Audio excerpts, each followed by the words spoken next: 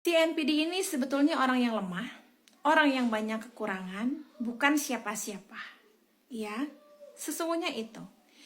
Tapi dia ingin seperti orang lain yang punya sesuatu yang bisa dibanggakan, yang hebat, luar biasa, superior gitu. Akhirnya untuk setiap hal baik yang dia lakukan itu dia akan meminta validasi. Dia ingin dipuji, dia haus pujian, dia ingin dihormati, ya, dia gila hormat gitu. Karena sesungguhnya dia merasa bahwa dirinya ini punya kekurangan, gitu. Akhirnya rasa itulah yang menumbuhkan kepercayaan diri yang terlalu, gitu. Dan untuk mendukung semua itu, ya dia manipulatif.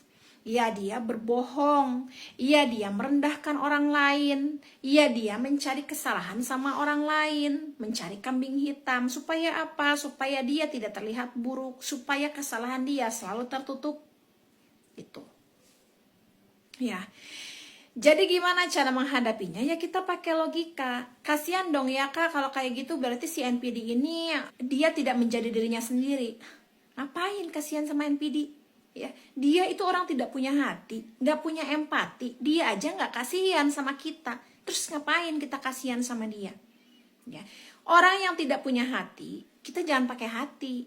Dia itu cuma pakai logika dia aja, kita juga pakai logika aja, ya. Jadi kalau dia berbohong, kalau dia berkata-kata, dia merayu, kan kita udah tahu kalau dia ini NPD. Jangan dimasukin ke hati, ya. Love bombingnya dia itu palsu, ya. I love you-nya dia itu bohong. Itu dia beneran cuman lagi ngerayu doang. Kalau dia ngebohong, dia ngaku setia, dia merasa dirinya baik, dia mengaku sudah melakukan usaha-usaha yang baik untuk kita, dia mengaku memberikan segalanya untuk kita, dia mengaku semua yang baik-baik lah. Tapi padahal kita merasa itu semua bohong. Ya udah sih, kan kita tahu, ya, tidak perlu memancing emosi kita lagi, ya.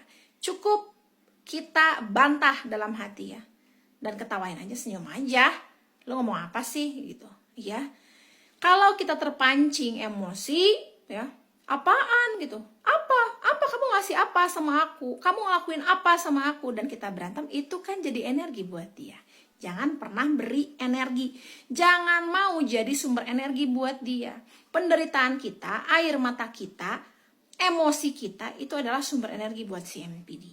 Ya, jadi mulai sekarang apapun yang dia katakan, ya, jangan dimasukin ke hati, jangan dibawa baper, ya, karena dia aja nggak punya hati. Dia ngomong cuma pakai logika, kita terima pakai logika aja. Gimana sih kita kalau ngadepin orang bohong? Aku juga tahu kamu bohong. Cukup kan dalam hati, ya. Dan kalau bisa cari buktinya kalau dia ngebohong, ya. Tahan emosi, ya. Kita harus tenang, tidak boleh cepat marah, ya. Jangan terpancing.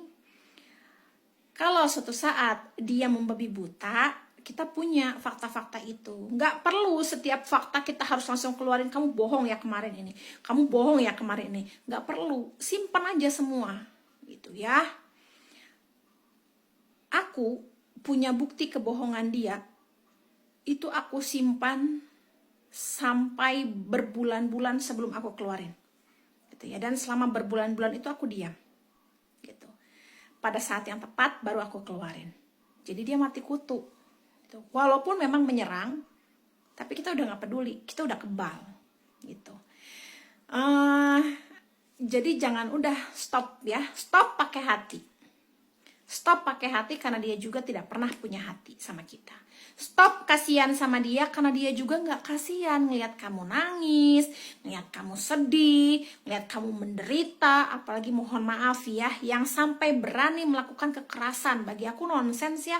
Jadi kalau dia udah kekerasan itu bagi aku benar-benar nggak punya rasa sama sekali.